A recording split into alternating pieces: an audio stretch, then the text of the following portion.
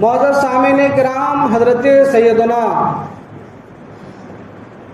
شیخ عبد القادر جیلانی رضی اللہ تعالی عنہ، محبوب سبحانی، غوث سمدانی، پیر لاسانی، شہباز لامکانی، حضرت سیدنا شیخ عبد القادر جیلانی رضی اللہ تعالی عنہ، ان کی فضیلت، ان کے کرامات، ان کے کمالات بے پناہ ہیں۔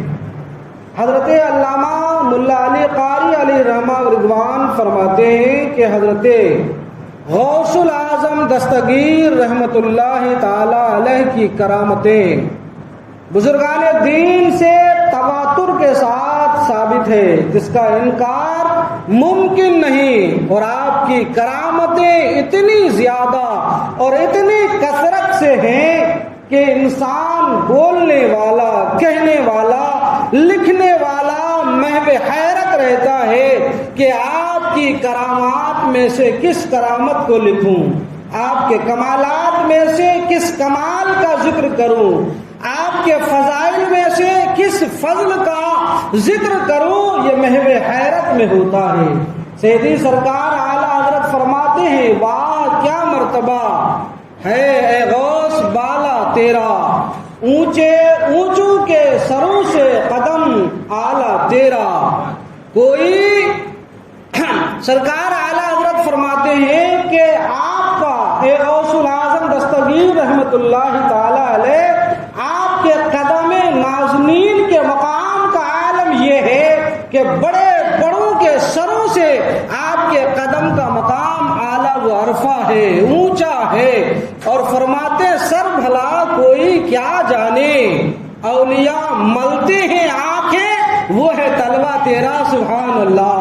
اور کیا دبے وہ جس پہ ہو حمایت کا پنجہ تیرا، شیر کو خطرے میں لاتا نہیں کتا تیرا سبحان اللہ۔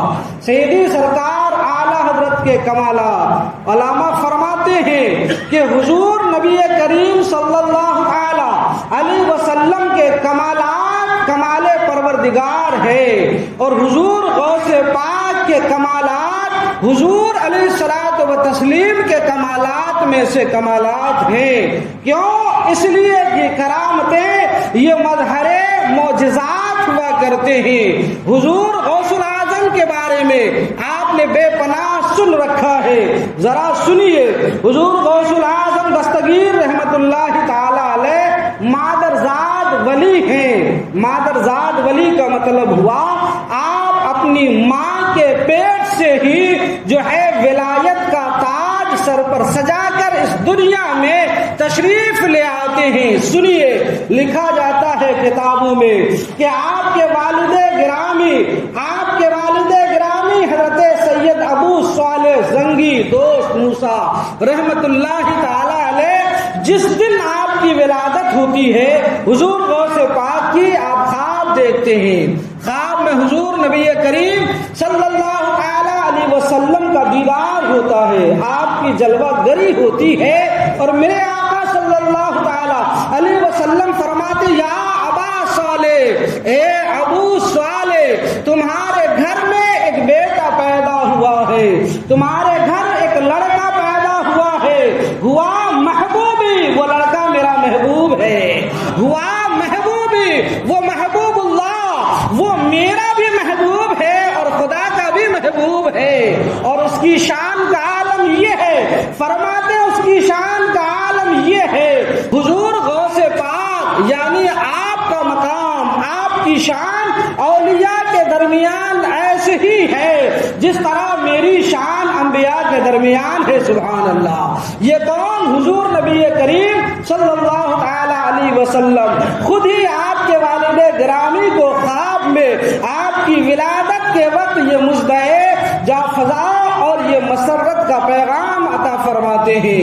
خود حضور سیدنا شیخ عبد القادر جیلانی رحمت اللہ تعالی علیہ سے لوگوں نے پوچھا کہ آپ کو کب پتا چلا، کیسے پتا چلا کہ آپ اللہ کے ولی ہیں، آپ اللہ کے برگزیدہ بندوں میں سے ہیں، آپ اللہ کے محبوبین میں سے ایک محبوب خدا ہیں، آپ کو کیسے پتا چلا؟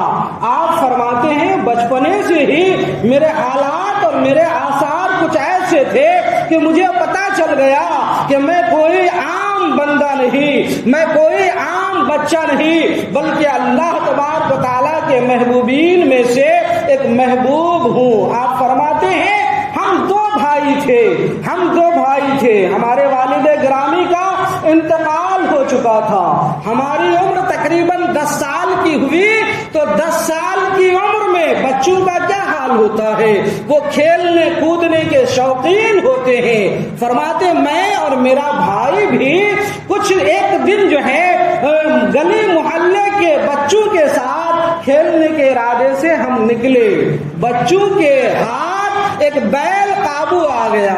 سنیے گا ذرا، بچوں کے ہاتھ ایک بیل قابو آ گیا۔ اچھا، بچوں کے ہاتھ کوئی جانور قابو آ جائے تو پھر وہ بچے جو اس کا حال کرتے ہیں وہ بچے جانے یا اس جانور کا جو حال ہوتا ہے وہ جانے۔ کہ بچوں کے ہاتھ ایک بیل قابو آیا تو بچے اسے تنگ کرنا شروع کر دیے، کوئی اس کے کان چھیڑتا، کوئی اس کے سنگ چھیڑتا، کوئی اس کی دم چھیڑتا، کوئی دم ہلا کر اسے پریشان کرتا، بچے جو اسے تنگ کرتا وہ اچھلتا کودتا بھاگتا۔ انہی کھیلنے والے بچوں میں، اس بیل کو تنگ کرنے والے بچوں میں بھی تھا۔ میرے دل نے بھی چاہا کہ ذرا میں بھی تو تنگ کروں اس بیل کو تنگ کرنے کے لیے۔ میں نے جو ہی اس کی دم پکڑا تو بیل نے اپنی گردن موڑی، اپنا سر میری طرف کیا، اور بیل نے زبان قال سے، یعنی جس طرح ہم بولتے ہیں انسان کے بولنے کی طرح، اپنی گردن گھما کر کہتا ہے عبد القادر تو ایسا نہ کر، عبد القادر، تجھے رب نے اس کام کے لیے دنیا میں نہیں بھیجا۔ جب میں نے یہ سنا تو میرے دل میں خوف طاری ہو گیا، میں وہاں سے بھاگا، اپنے گھر آیا تو مجھے میرے حجرے میں بھی مجھے چین نہیں آیا۔ جب چین نہیں آیا تو میں لیٹ گیا، لیٹنا ہی تھا کہ میرے کان بجنے لگے اور میرے کانوں میں آواز آنے لگی، لبیک اللہم لبیک، لبیک لا شریک لک لبیک۔ جب یہ آواز آنے لگی تو بے قراری میں گھر سے اٹھا، اپنے مکان کی چھت پر چلا گیا۔ جب مکان کی چھت پر گیا تو یہاں کیا محو حیرت تھا، اس سے زیادہ حیرت زدہ منظر جو میری نظروں کے سامنے آیا وہ چھت پر آیا۔ جب میں اپنے گھر کی چھت پر کھڑے ہو کر قبلے کی طرف اپنا رخ کیا تو رب نے اپنی قدرت کاملہ سے میرے اور میدان عرفات کے درمیان کے حجابات کو اٹھا دیے، اور میں نے دیکھا کہ میدان عرفات میں حجاج کرام اسی تلبیہ کو پکار رہے ہوتے ہیں۔ سبحان اللہ، خوف اور بڑھ گیا۔ پھر بھاگا اپنی ماں کے پاس آیا۔ جواہر القلائد والے مصنف لکھتے ہیں، یہ عظیم اور بڑے اپنے زمانے کے جو ہے علامہ کی تحریریں آپ کو سناتا ہوں۔ فرماتے ہیں حضور غوث پاک کے والد گرامی، اپنے زمانے کے بڑے ولی کامل، آپ کے جد امجد یعنی آپ کے دادا اپنے زمانے کے بڑے ولی کامل، آپ کے نانا اپنے زمانے کے بڑے ولی کامل، آپ کی پھوپھی اپنے زمانے کی بڑی ولیہ، آپ کی والدہ ماجدہ وہ اپنے دور کی بڑی ولیہ۔ یہ ماحول اور یہ حالات کون پیدا کرتا ہے؟ رب کائنات پیدا فرماتا ہے۔ رب جسے اپنی محبوبیت کے لیے چن لے، اس کے گرد و نواح کے حالات کو اس کی مناسبت کے حساب سے بہتر پیدا فرماتا ہے۔ اللہ اکبر، ماں سے کہا اور حالات بیان کی تو میری والدہ نے ایک بکس کھولا، باکس کھولنے کے بعد اس میں سے تھیلی نکالی، اور نکالنے کے بعد فرمایا بیٹے تمہارے والد گرامی کا جب انتقال ہوا تو یہ 80 دینار پورا مال متروکہ چھوڑ کر دنیا سے گئے ہیں، تم 2 بھائی ہو، ان میں سے 40 تمہارے حصے اور 40 تمہارے بھائی کے حصے۔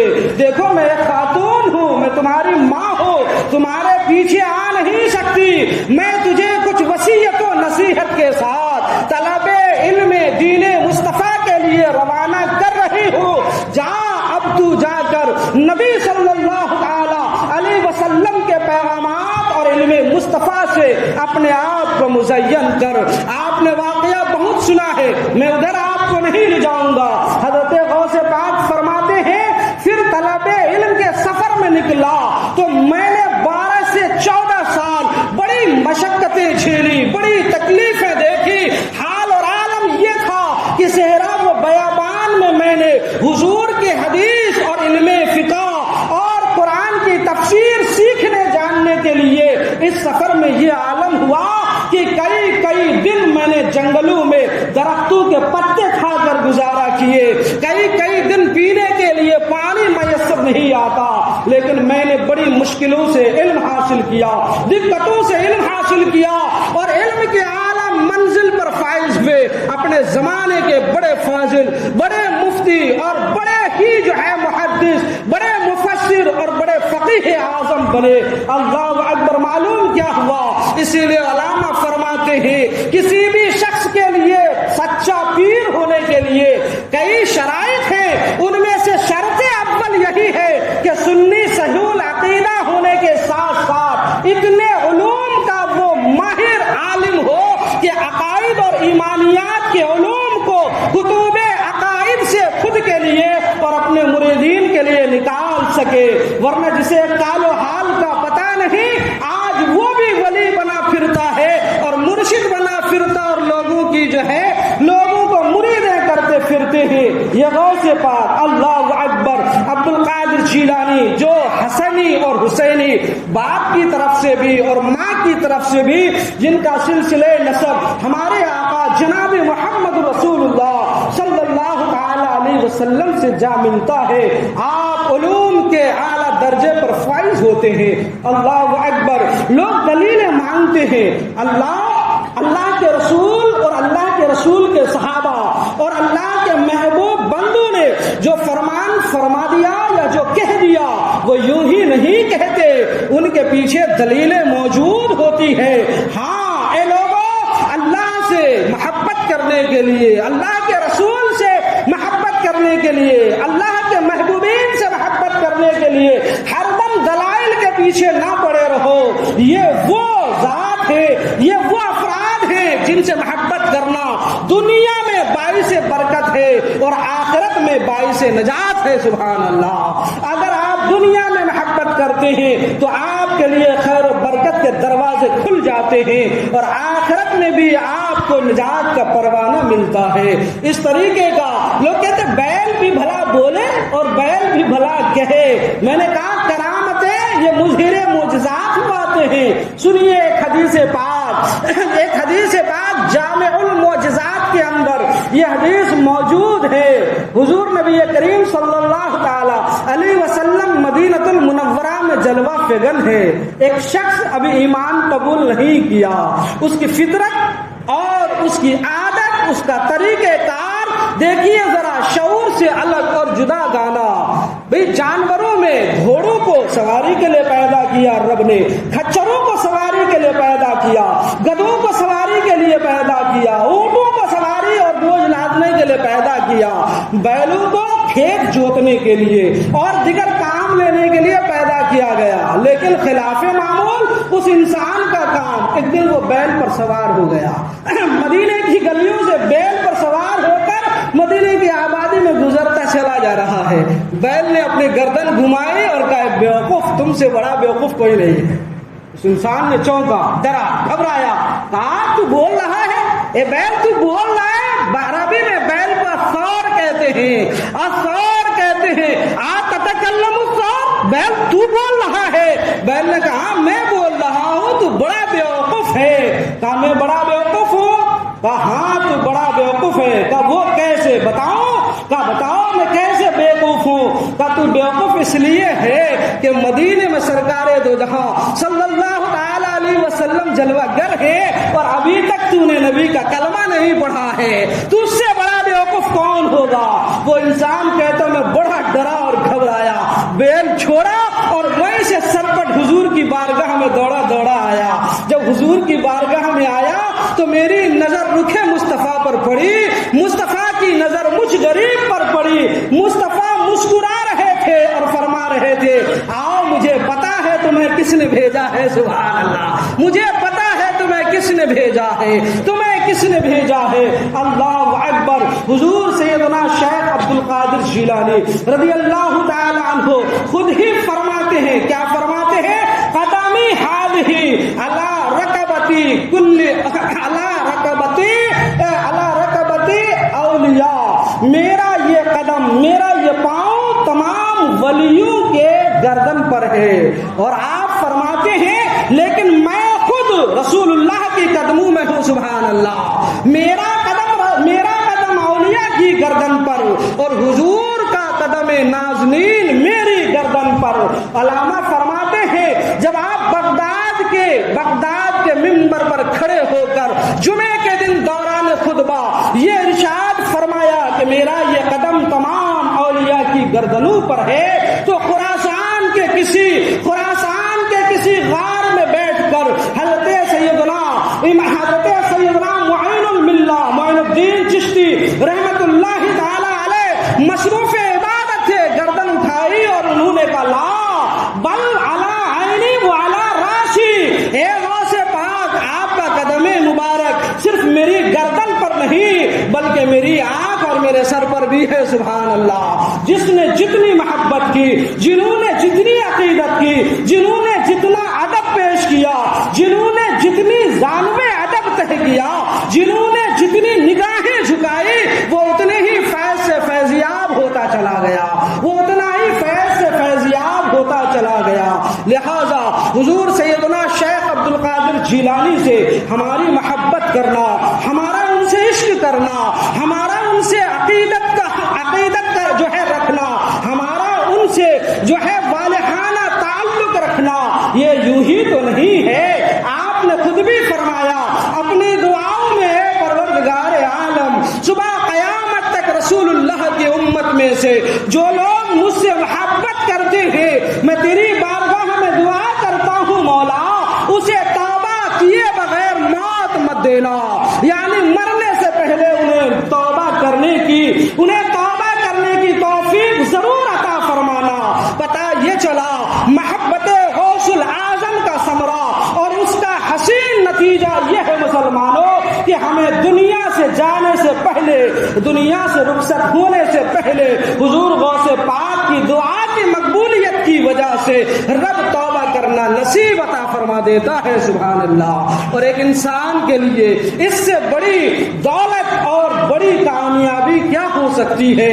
ہم اپنی دعاؤں میں رو رو کر گڑ گڑا کر یہی تو رب سے مانگتے ہیں، پروردگارا ہم گنہگار ہیں، ہمارے دامن گناہوں کی آلودگیوں سے آلودہ ہے، لیکن پروردگارا ہم تیرے بندے ہیں، تیری عبادت کرتے، تجھے ہی سجدہ کرتے، تجھ ہی سے توفیق توبہ مانگتے، اور تیرے ہی محبوب کی امت میں ہے اور تیری ہی محبوبین سے محبت کرنے والے ہیں، لہذا ان کے وسیلے اے پروردگار عالم ہمیں توبہ نصیب فرما۔ یہی تو دعائیں کر رہے ہوتے ہیں، اور یہی دعا حضور غوث العظم نے اپنے سے محبت کرنے والے غلاموں کے لیے بھی فرمایا۔ اور حضور غوث العظم بارگاہ رب میں جو دعا فرما دے آپ کی دعا رد نہیں ہوتی ہے، کیوں؟ اس لیے کہ وہ محبوب خدا ہے، اور جو محبوب خدا ہو جائے خدا اپنے محبوبین کی دعاؤں کو ٹالا نہیں کرتا بلکہ اپنی بارگاہ میں انہیں شرف قبولیت عطا فرماتا ہے، اسے قبول فرماتا ہے۔ کرامتیں حضور غوث العظم کے بے پناہ آپ سن رکھے ہیں، بے پناہ سن رکھے ہیں، صرف میں اشارے اور کنایوں سے کام لوں کہ وقت کم ہے۔ ایک بار درود پاک پڑھی، اللہم صلی علی سیدنا مولانا محمد بارک وسلم، صلاۃ و سلام علیک یا رسول اللہ صلی اللہ تعالی علیہ وسلم۔ ایک مختصر واقعہ میں عرض کروں، آپ کا ایمان اور عقیدے کی گتھیاں بھی کھل جائے گی، اور کچھ لوگ اعتراضات کرتے ہیں انہیں اعتراض کا جواب بھی مل جائے گا۔ حضور غوث العظم کی یہ کرامت آپ نے سن رکھی ہے، آپ کے دور میں ایک خاتون تھی، لا غلط تھی، وہ بارگاہ غوث العظم میں اولاد لینے آتی ہے۔ ذرا سنیے، تصورات کی دنیا میں اسے سامنے رکھیے اور غور کیجیے۔ وہ خاتون جسے شادی کی کئی سالوں کے بعد اس کی عمر کی جو ہے خاصا ایک عمر گزرنے کے باوجود بھی جب وہ اولاد نہیں ملتی ہے تو وہ مایوس خاتون وہ غمزدہ خاتون آتی ہے اور عرض کرتی ہے غوث الاعظم میرے لیے بارگاہ رب میں دعا کر دے، مجھے اولاد نہیں ہے، میں بھی چاہتی ہوں کہ میرا آنگن بھی اولاد جیسے گلابوں سے کھل اٹھے، ان کی خوشبوؤں سے مہک اٹھے، ان کے رونے دھونے کی آوازوں سے ہمارے گھر کی در و دیوار میں بھی رونقیں پیدا ہو جائے۔ اور حال یہ ہے، عالم یہ ہے سرکار کہ اب میری ساس بھی کہہ رہی ہوتی ہے اپنے بیٹے سے کہ اسے اب رکھنا ٹھیک نہیں، اسے طلاق دے دو۔ میرے خاوند بھی کہتے ہیں بڑے دنوں میں نے تجھے جھیلا، اب تجھ سے اولاد کی امید نہیں، اس لیے میں تجھے اپنے سے الگ کرنا چاہتا ہوں۔ سرکار میں تو غریب ہوں، مخلوق الحال ہوں، مفلس عورت ہوں، دنیا میں میرا ظاہری طور پر کوئی سہارا نہیں ہے، سرکار نگاہ کرم فرما دے، میرے حق میں دعا فرما دے۔ حضور غوث الاعظم نے جب یہ سنا، اللہ کا جو محبوب ہوتا ہے نا ان کا دل بڑا نرم ہوتا ہے، بڑا نازک ہوتا ہے، مخلوق خدا کے لیے ان کے اندر ایک خاص طاقت ہوتی ہے۔ اللہ اکبر، ہاتھ بارگاہ رب العالمین میں اٹھایا اور دعا کرنے لگے۔ دعا کے جملے سنو، حضرت غوث الاعظم فرماتے ہیں یا رب العالمین تیری بندی تیرے بندے کے پاس آئی ہے، کہ یہ سبحان اللہ، ذرا جملے کی خوبی پر یاد رکھنا اور غور کرنا۔ کیا کہتے ہیں؟ رب یہ آنے والی بھی تیری بندی ہے اور جس کے پاس آئی ہے یعنی عبد القادر یہ بھی تیرا بندہ ہی ہے۔ فرماتے یا رب العالمین تیری بندی تیرے بندے کے پاس آئی ہے، پروردگارا اسے اولاد کی نعمت سے نواز دے، اسے اولاد کی نعمت سے اس کے دامن کو بھر دے۔ ہاتف غیبی سے آواز آتی ہے عبد القادر اس کے مقدر میں اولاد نہیں ہے۔ اتنا سننا تھا، حضرت عبد القادر جیلانی رضی اللہ تعالیٰ عنہ غوث الاعظم زار و قطار رونے لگتے ہیں اور آپ کے آنسو سے آپ کے دامن بھیگ جاتا ہے۔ آپ عرض کرتے ہیں پروردگارا یہ کیا ہاتف غیب سے آواز آئی، اس کی مقدر میں اولاد نہیں ہے۔ پروردگارا تو علیم ہے، تو خبیر ہے، تو لوگوں کے دلوں کا بھید جاننے والا رب ہے۔ کیا تجھے پتا نہیں تھا کہ تیری بندی تیرے بندے کی طرف جا رہی ہے؟ اسے راستے ہی میں کیوں نہیں روک لیا؟ اب جب تیرے بندے کی بارگاہ آ ہی چکی ہے، اے رب اگر تو اسے اولاد نہیں دے رہا، اے رب اگر تو اسے اولاد نہیں دے رہا تو تیرا عبد القادر رسوا ہو جائے گا، تیرا عبد القادر رسوا ہو جائے گا، تیرا بندہ رسوا ہو جائے گا۔ یہ تو لوگوں میں جا کر یہی کہے گی عبد القادر کی خانقاہ گئی تھی مجھے وہاں سے کچھ نہ ملا۔ اگر تو مجھے رسوا کرنا چاہتا ہے رب تیری رضا پر راضی ہو، لیکن پروردگار عالم تو علیم و خبیر ہے، تو جانتا تھا پھر اسے آنے ہی کیوں دیا؟ حضرت غوث الاعظم کی یہ دعائیں اور یہ گڑ گڑانا اور یہ الحاق کرنا اپنے رب کی بارگاہ میں رب کو اتنا پسند آیا۔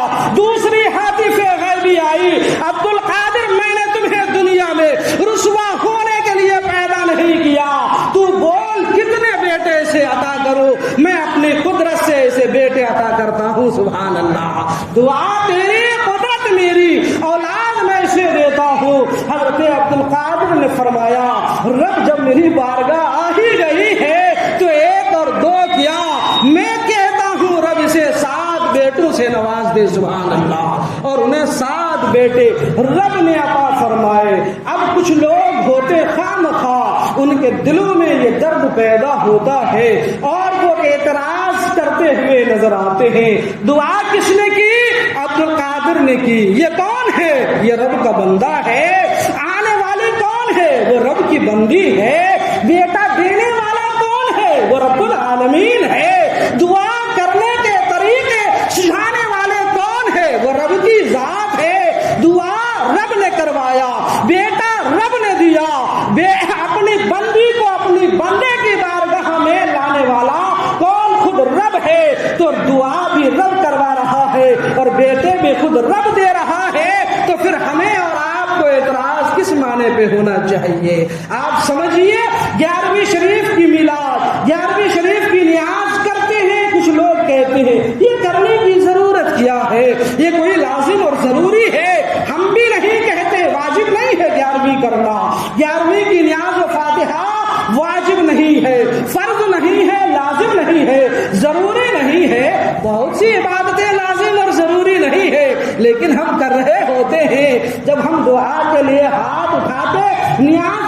کس چیز کا ہے؟ کوئی عبادت کرنا اور اس عبادت کا ثواب کا تحفہ اور نذرانہ حضور غوث العظم کی بارگاہ میں پیش کر دینا، اسی کو نیاز کہتے ہیں۔ سبحان اللہ۔ اور اس کی دلیل اور اس کی مثال قرآن میں بھی موجود ہے، حدیث میں بھی موجود ہے، اور اللہ کے ولیوں کی کرامتوں کا ذکر تو خود ہی قرآن میں رب فرماتا ہے۔ کیا آپ نے قرآن نہیں پڑھا کہ جناب آصف بن برقیہ یہ کن کے غلام اور امت ہے؟ حضرت سلیمان علیہ السلام کے۔